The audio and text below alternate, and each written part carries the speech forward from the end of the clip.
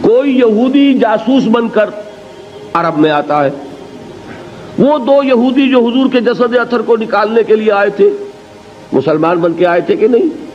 وہ تو نور الدین زنگی کو خواب میں حضور نظر آئے اور آپ نے فرمایا کہ دو کتے مجھے پریشان کر رہے ہیں.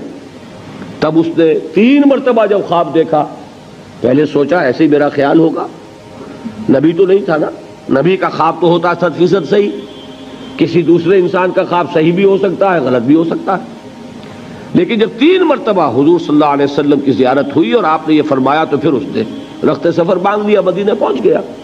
تو وہ کیا تھے تو منافق، اور یہ ارادی منافق تھے.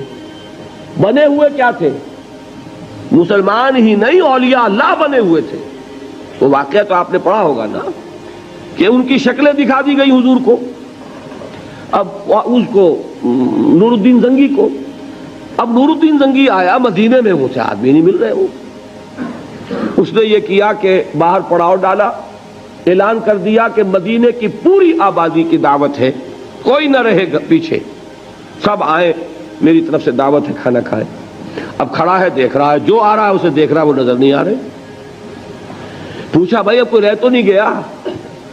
اب بتایا گیا جی 2 درویش ہیں، اولیاء اللہ ہیں، وہ تو بڑے پہنچے ہوئے ہیں، بہت نیک ہیں، ان کو کسی سے سروکار نہیں، عابد و زاہد ہیں، وہ تو بس عبادت کرتے ہیں، اپنے ہی گھر میں رہتے ہیں، کہیں ہلتے جلتے نہیں.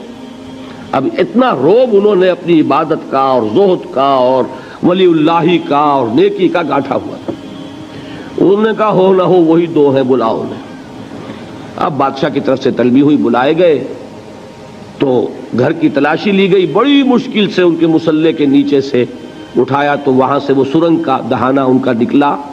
وہ کیا کرتے تھے؟ رات بھر کھودتے تھے اور مشک جو ہے پانی کی مشک، اس میں مٹی بھر کر جا کر پھینک آتے تھے. لوگ سمجھتے تھے پانی لینے جا رہے ہیں درویش اللہ کے بندے، اور وہ جا کر مٹی باہر پھینکتے تھے، اور ہوتے ہوتے وہ حضور صلی اللہ علیہ وسلم کے روضے کی دیوار کے قریب پہنچ چکے تھے.